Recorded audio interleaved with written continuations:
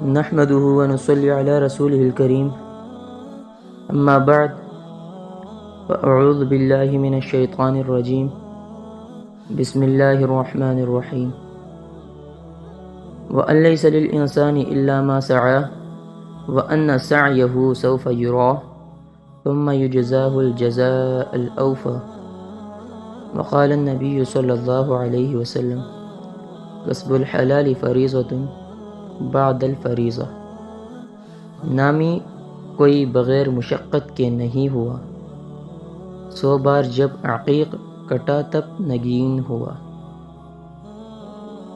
حاضرین مجلس، یہ بات تو روز روشن کی طرف صاف اور واضح ہے کہ جس قوم و ملت نے بھی محنت کو اپنایا، انہوں نے پوری دنیا سے اپنا لوہا منوایا، اور اس کے مقابلے میں جس قوم نے بھی محنت سے جی چرایا وہ ہمیشہ ناکام و نامراد رہا۔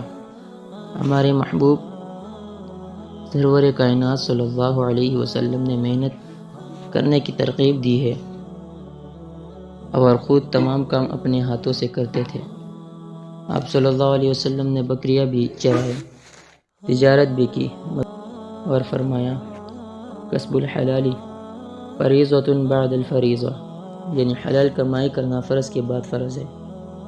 ایک دن ہمارے پیارے نبی صلی اللہ علیہ وسلم کی خدمت میں ایک غریب آدمی نے عرض کیا، یا رسول اللہ صلی اللہ علیہ وسلم، میں بہت غریب ہوں، کچھ مدد کیجیے۔ حضور صلی اللہ علیہ وسلم نے پوچھا، تم کیا کرتے ہو؟ بولا، کچھ نہیں۔ حضور صلی اللہ علیہ وسلم نے فرمایا، اگر تمہارے پاس کوئی چیز ہو تو لے آؤ۔ وہ آدمی کچھ چیزیں لے آیا۔ حضور صلی اللہ علیہ وسلم نے وہ چیزیں بھگوا دی اور پیسے اس کو دے دیے، پھر فرمایا، ان پیسوں سے ایک کلہاڑی اور رسی لے آؤ۔ وہ آدمی بازار گیا، ایک کلہاڑی اور رسی لے آیا۔ رسول پاک صلی اللہ علیہ وسلم نے وہ کلہاڑی لی، اپنے ہاتھوں سے اس میں لکڑی کا دستہ ڈالا، پھر اس آدمی سے فرمایا، آپ جنگل سے لکڑیاں کاٹ لاؤ، انہیں بازار میں بیچو، اس طرح اپنے بیوی بچوں کا پیٹ بھرو۔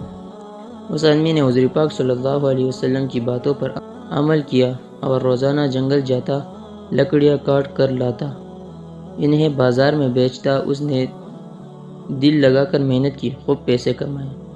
کچھ دنوں میں اس کی حالات ٹھیک ہو گئے۔ ایک دن وہ آدمی حضور صلی اللہ علیہ وسلم کے پاس گیا۔ حضور صلی اللہ علیہ وسلم اسے دیکھ کر مسکرائے، پوچھا، کیا حال ہے؟ عرض کیا، یا رسول اللہ صلی اللہ علیہ وسلم، آپ تو بڑے مزے میں ہو۔ یہ سن کر حضور صلی اللہ علیہ وسلم بڑے خوش ہوئے۔ سامعین، یہی ہے محنت کا انعام۔ شاعر کہتا ہے، محنت کرے گا جو بھی دولت اسے ملے گی، راحت اسے ملے گی، عزت اسے ملے گی۔ جو قوم چاہتی ہے دنیا میں نام کرنا، زاہد وہ جانتی ہے محنت سے کام کرنا۔